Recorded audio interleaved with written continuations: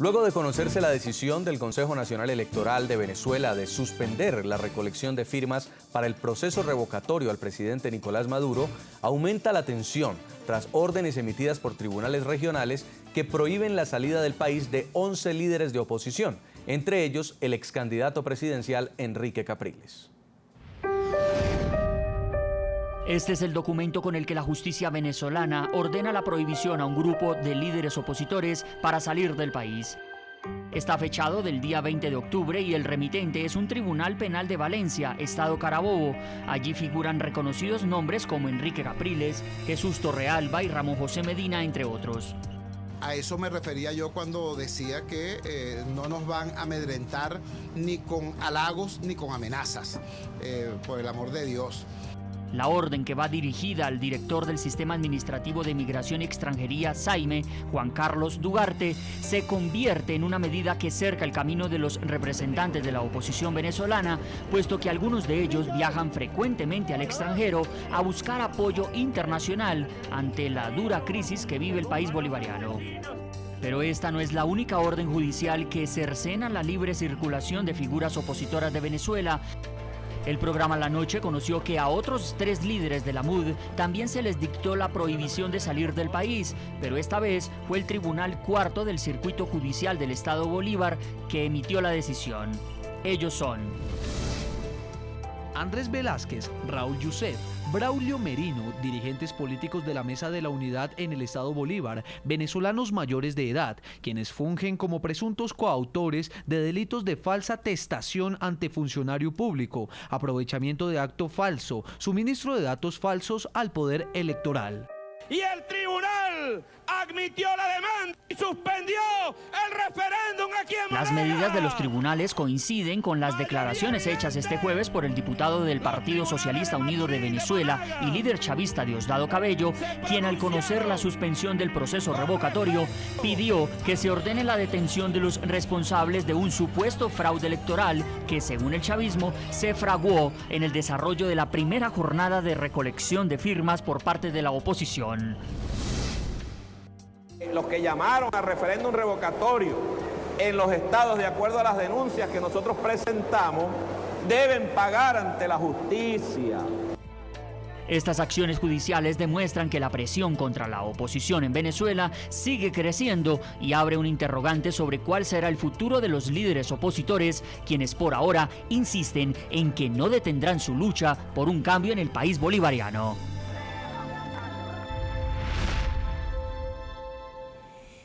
Jorge Tuto Quiroga, expresidente de Bolivia, ¿qué busca la justicia venezolana o el chavismo prohibiéndole la salida de Venezuela a estos dirigentes opositores, incluido el señor Enrique Capriles? Se lo pregunto porque normalmente cuando un gobierno prohíbe la salida de un ciudadano es porque está investigado por extorsión, por terrorismo, por un homicidio, porque considera que es un riesgo que se vaya a fugar del país.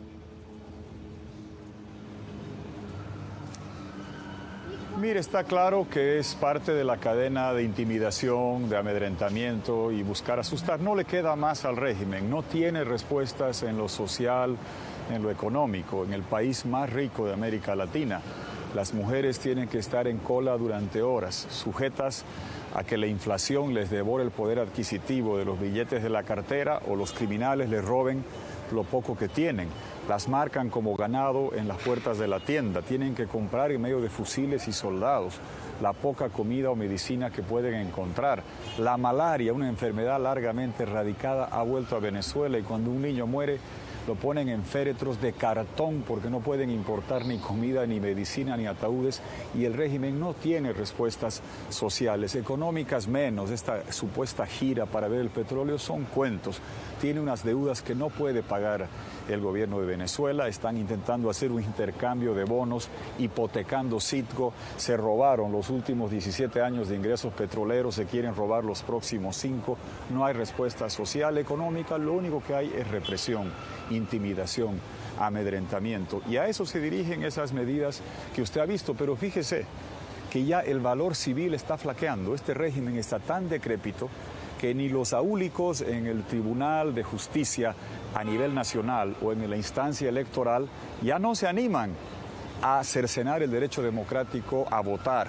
Ya no se animan a emitir estas órdenes de amedrentamiento. Tienen un gobierno centralista y concentrador. Le ha venido una enfermedad de federalismo súbito, donde instancias inferiores judiciales están emitiendo estas órdenes de impedimento de que puedan desplazarse Capriles y tantos otros líderes, y están sacando estas órdenes para parar el revocatorio, porque ya las instancias serviles nacionales hasta tienen miedo de ponerle la firma a algo que es consagrar por firma una dictadura. Eso muestra el estado de descomposición en la que está un régimen que no tiene respuestas económicas, sociales, que lo único que puede intentar hacer es aferrarse al poder vía la represión y la intimidación, pero estoy seguro que no van a poder con el coraje y el valor de todo un pueblo movilizado, de unas mujeres ejemplares que van a decir que queremos, que quieren en Venezuela libertad y democracia, y todos de afuera debemos apoyar ese loable esfuerzo en todas las instancias y esferas. Llegan horas muy críticas, sí, y más allá de otros procesos que están en curso, se debe dar todo el respaldo a los luchadores y las luchadoras de Venezuela. Para terminar con usted, señor Quiroga, la última vez que Venezuela se movilizó en las calles, protestas antigubernamentales, un líder como Leopoldo López fue encarcelado, responsabilizado por supuestos hechos violentos que él habría planeado, que habría organizado en un complot, y de una gente que falleció en medio de estas protestas. Lo que dijo hoy Enrique Capriles, si nos van a meter presos, échenle bolas, ¿significa que en las próximas horas van a haber más presos políticos en Venezuela por estas marchas que vienen?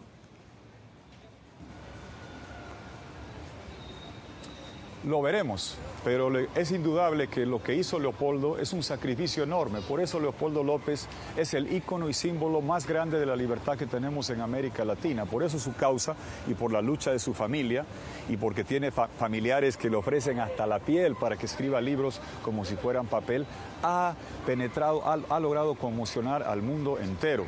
Y estoy seguro que con los ojos del mundo ahora puestos, con los informes de Almagro en el Consejo Permanente, con una actitud firme de Mercosur, ojalá con Colombia diciendo, no puedo tener de garante de la paz colombiana a una dictadura venezolana, no puedo tener zonas de distensión de la FARC que han dicho que no van a cometer atentados violentos ni narcotráfico, ¿por qué tienen que estar en la frontera, que estén en otro lugar? Esa clase de actitudes y decisiones se necesita ver hacia adelante, y claro, Leopoldo despertó al mundo entero y los ojos del mundo están posados hoy sobre Venezuela. Y si en estos días, cuando la gente salga a protestar con Capriles, con María Corina y con todos liderizando esto, es posible que existan 10, 20 Leopoldos más, pero 10, 20 veces más respaldo habrá, tanto interno como externo, a esta lucha, y la larga historia de la humanidad demuestra que la libertad siempre triunfa. Cuesta.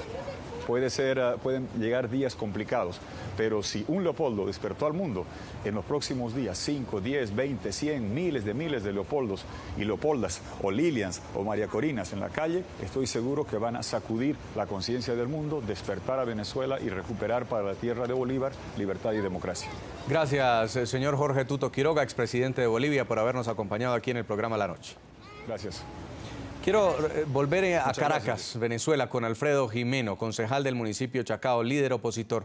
¿No es comprensible que un tribunal local termine diciendo que hubo fraude en una recolección de firmas que avaló el propio Consejo Nacional Electoral? Para darle un ejemplo, ¿cómo así que había gente muerta inscrita en esas firmas y es el mismo Consejo Nacional Electoral el que tiene la cantidad de registros de la gente viva y la gente fallecida en Venezuela, el que avaló ese 1%, y ahora sale a decir que suspende el proceso? Es así, Jason. Eso es parte de esta falacia que ha planteado el CNE basándose en unas decisiones de unos tribunales de provincia. Tú lo decías muy bien. Mira, el CNE nos pidió que el 1%, es decir, 197.000 firmas, se recogieran en un periodo para que pudiésemos activar lo que sería la activación, disculpa la redundancia, del referéndum, porque eso no estaba en ninguna ley. No solamente recogimos casi 2 millones de firmas en ese primer intento, sino que el CNE avaló lo correspondiente al 1%, que era 197.000 firmas. Es decir, todas las demás firmas quedaron excluidas. Y el CNE dice, las 197.000 son suficientes y con eso vamos a activar el proceso para el 26, 27 y 28 de octubre, donde habría que recoger el 20%. Es decir, estos tribunales están tomando una decisión en base a unas firmas que fueron desechadas por el CNE. Eso es, y poniendo el ejemplo deportivo, como que si un partido de fútbol tú ganas 3-0, el árbitro te dice que tú ganaste 3-0, pero un espectador dice que que el partido va a ser anulado por los goles que no metiste. ¿Me explico? O sea, el CNE dijo que estas firmas eran válidas, estas firmas eran suficientes para activar lo que sería la convocatoria al 20%, pero estos tribunales están diciendo que con las firmas no válidas se cometió un fraude. Es decir, es una cosa jalada por los cabellos, es una falacia jurídica, esto es una aberración jurídica, y al final del día lo que es una excusa para evitar que para hacer claridad, 26, 27, concejal, 28 de octubre, los millones de venezolanos no puedan estar ahí manifestando la voluntad que estoy seguro que íbamos a rebasar con más de 8 millones de personas en la calle. Para hacer claridad, estamos hablando entonces que el supuesto fraude ocurrió con firmas que no se validaron para el proceso de referendo revocatorio, sino que el mismo ente electoral en el filtro que tiene que hacer ya las había descartado. Totalmente de acuerdo. El CNE, que es el árbitro, el Consejo Nacional Electoral, avaló de las 2 millones de firmas que presentamos, las necesarias, que eran 197.000. Nosotros entregamos un colchón de más de 1.800.000 firmas. El CNE avaló 197.000, que eran las necesarias.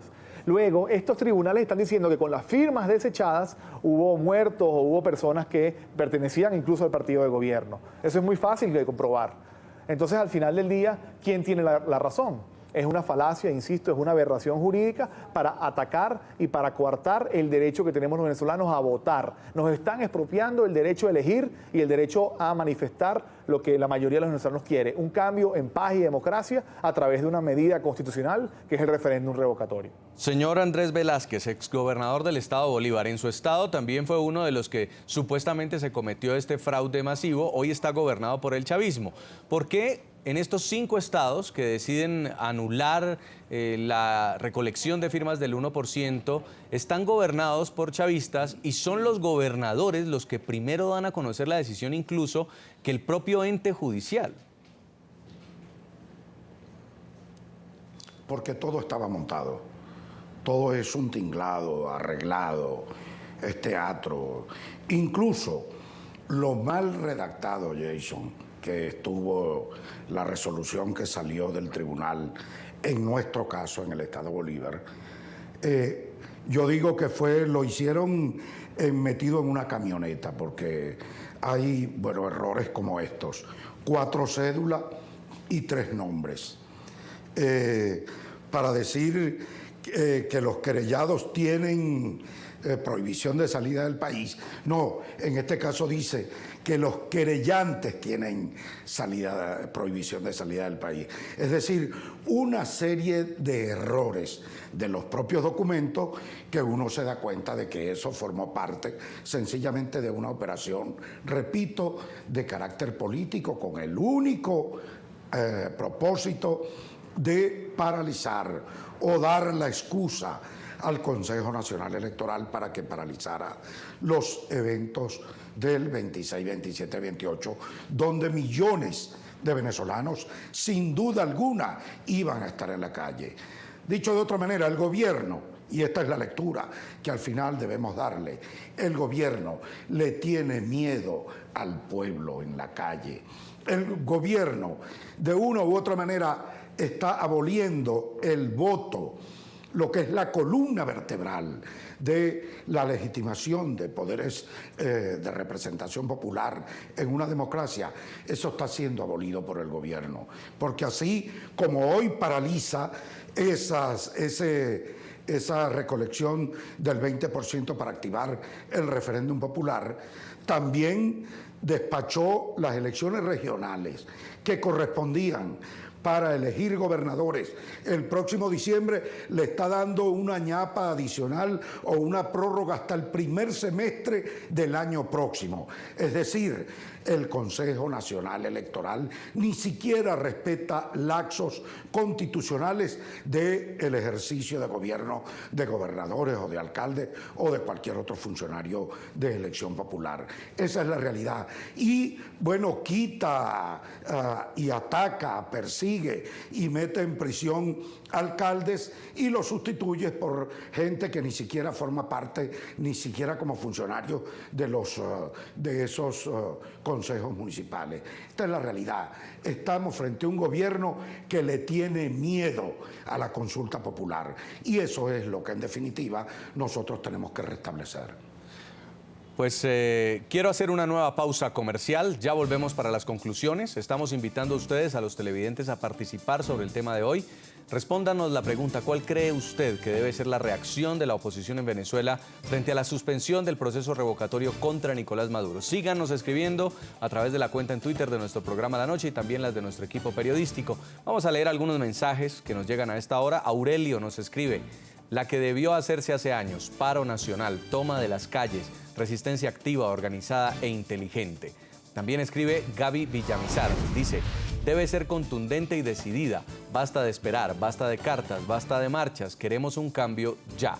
Maromero dice: apegarnos a la Constitución y hacer valer nuestros derechos como venezolanos. Ya regresamos en La Noche.